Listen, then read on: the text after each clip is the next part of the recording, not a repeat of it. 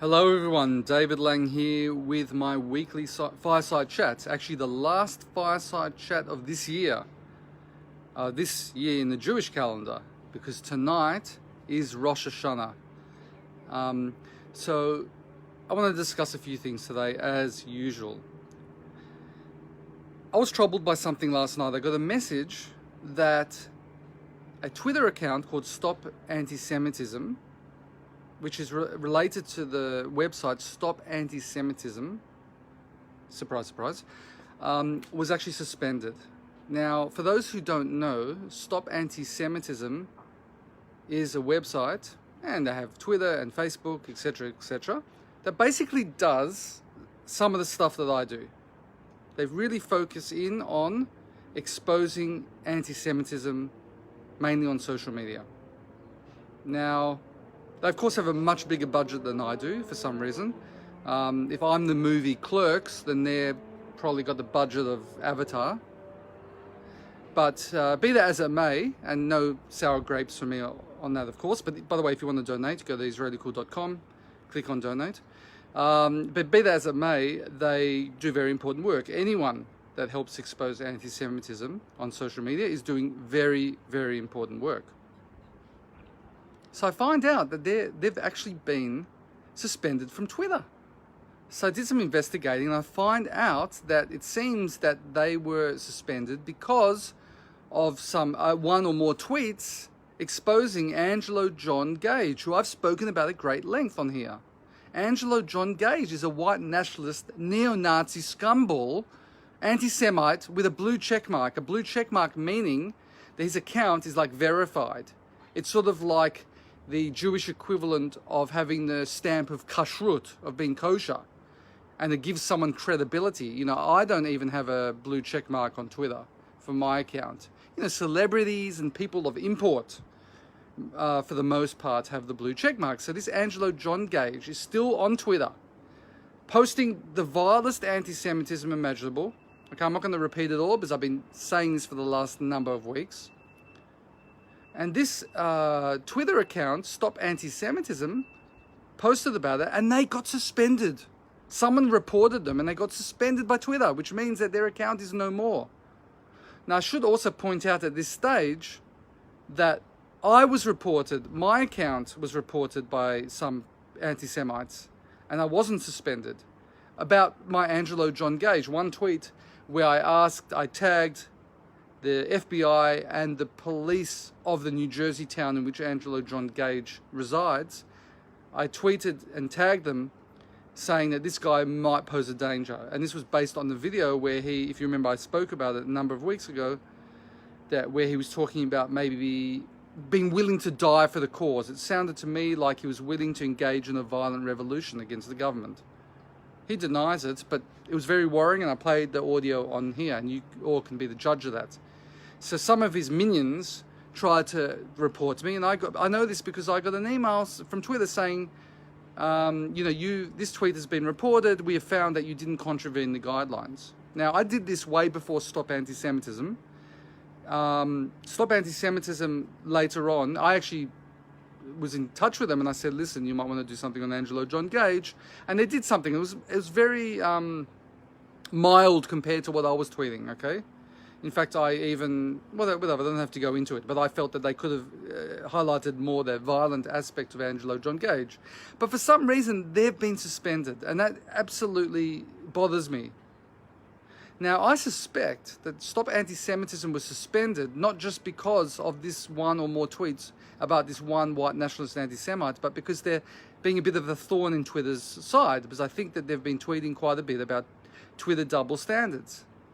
And, you know, let's face it, the name Stop Anti-Semitism in itself would probably bother Twitter, who is not doing enough to control anti-Semitism on its platform.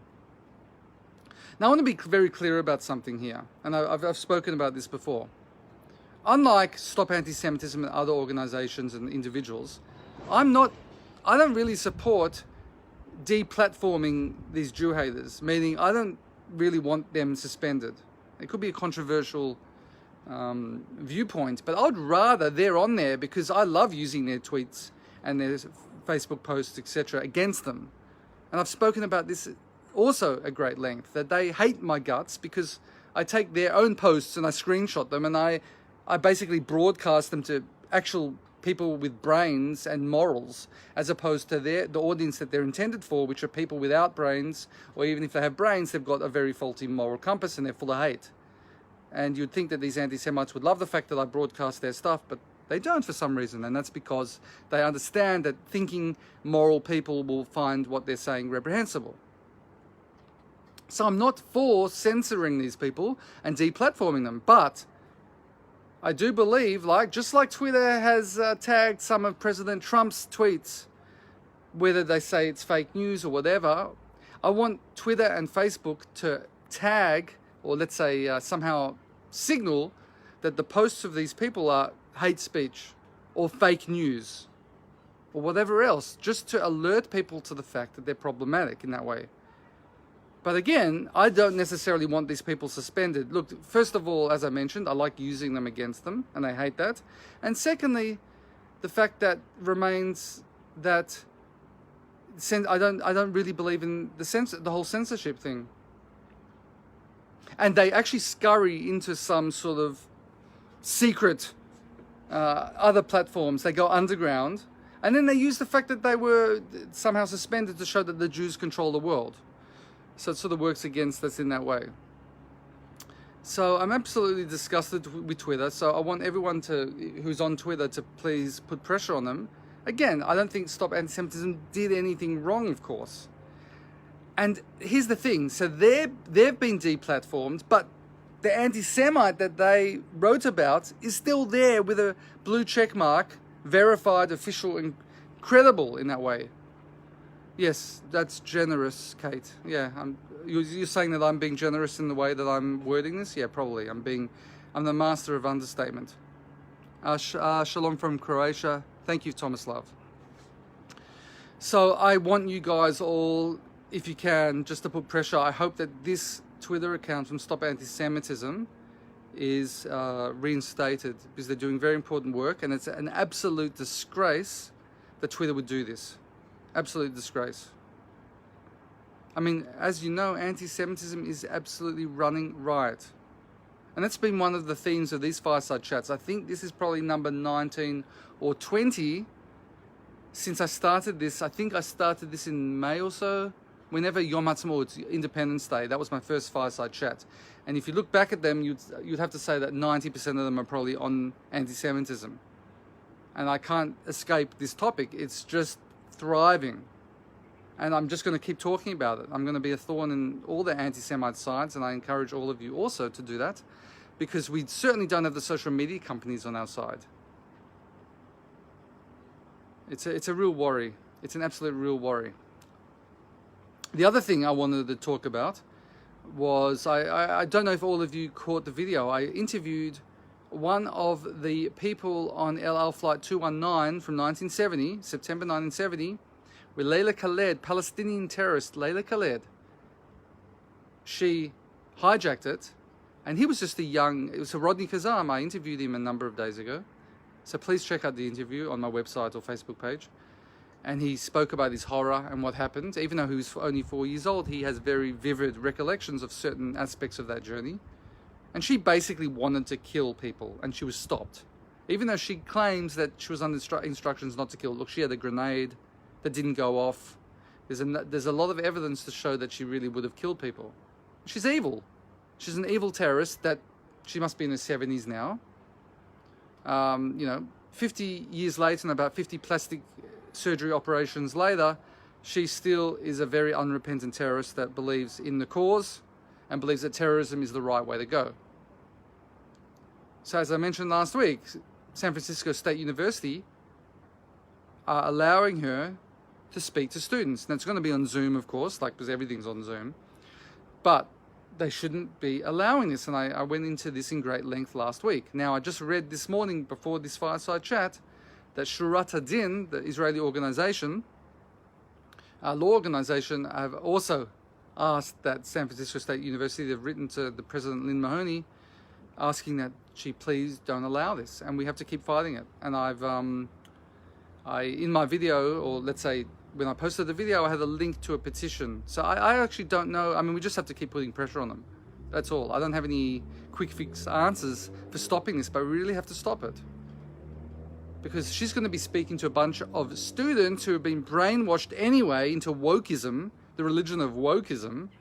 And being woke means that Leila Khaled, who's this horrible, disgusting terrorist that wanted to murder people, including kids and babies, she's somehow a feminist icon. That's the way she's being marketed. That's the way she's perceived. Just like Razmia Odeya and a number of other terrorists. See, the whole woke crowd look at these people because they're women and because they're somehow fighting some sort of so-called occupation which doesn't exist, as sort of these feminine heroines. And that's the whole narrative, and it actually is making inroads with the young generation. So that's why we have to speak out against it. Come on, we have to draw the line in the sand. This is an unrepentant terrorist that would have murdered people if she had the chance. It was just fate, God, or whatever you want to call it, that intervened and stopped her from doing so. So I encourage all of you also to please sign the petition and put pressure on San Francisco State University. Email Lynn Mahoney. I've written all about it. I don't have all the email, her email address in my head right now, but please just check it out. And what else can I talk about? I want to end off on a positive note after all of that. So as we move into the new Jewish year, so last night yesterday afternoon rather, I was involved in something quite momentous. I was on a Zoom call with Israelis, people from the United Arab Emirates, Emiratis, I guess you call them, and Bahrainis, because of the Abraham Accords, which occurred a number of days ago. It's a momentous occasion. Now, before I get into the positive part, I just want to point out to all of you, did you take note of all the people and organizations who are speaking out against it? This is a peace. It's a really good thing. It's a real progress towards peace. So anyone that wants peace should be for it. But you notice that all these Israel haters, whether it's Code Pink, the Palestinian Authority, of course Hamas and the terrorist organizations, you name it, Iran, all the who's who of scum and villainy are against it. And what does that tell you? See, if they're really for peace, they would say something along the lines of, we're for this, but even if they want to somehow come out to bat for the Palestinian Arabs, they would say, but we believe that, no full comprehensive peace can be accomplished without solving that issue. But they don't say that. They're absolutely against it. And that's, you know why? It's no secret why. Because they're not for peace. They're for the destruction of Israel. So do yourselves a favor. Don't take my word for it. Go online. Check out all the reactions and then think about it. And think, is it logical that these people really could be for peace? What are they really standing for? So for me, the answer is very clear, as I've just described. They're not for peace, they're for the destruction of Israel. And that's why we have to continue being strong. Anyway, so I was on this Zoom call. My friend Thani, hi Thani if you're watching, was there. He actually organized it, one of the co-organizers. And I've interviewed him before. Some of you might have seen that. And it was just an amazing thing. They had this Zoom call to wish us Shana Tova, Happy New Year, and we were just discussing how amazing this accord is and how we're looking forward to this new relationship. I mean, a lot of the relationship has been there, sort of undercover, unofficial. But how now that it's official, that we can have, back and forth travel. We even said next year in Jerusalem, which is actually a Passover phrase, not Rosh Hashanah, but nevertheless, I think it works quite well.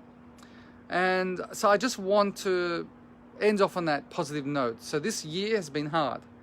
Next year we'll start off on a hard note. We're under lockdown here in Israel for the next 3 weeks. We can't go beyond 500 meters from a house except for necessities, like food. So it's very tough. I know that in Melbourne, Australia, things are very tough, and other places in the world. So I just wish everyone that this next year is going to be a way better year, and that we have our health and happiness. This is my blessing to all of you. Please, God, may it come into fruition. But I want to sort of end off on this positive note that there is hope, that we're ending this Jewish year with the Abraham Accords, and our Muslim and Arab cousins and brothers and sisters, we've moved more towards peace with many of them. And the haters are still going to hate, but they're being ostracized, they're being more isolated. So everyone, Shana Tova, Happy New Year. If I've offended anyone, please forgive me. If I've offended anyone who's an anti-Semite or a hater, I'm not asking you for your forgiveness. Just expect more of the same in this coming year. Shabbat Shalom, Shana Tova, everyone. Take care.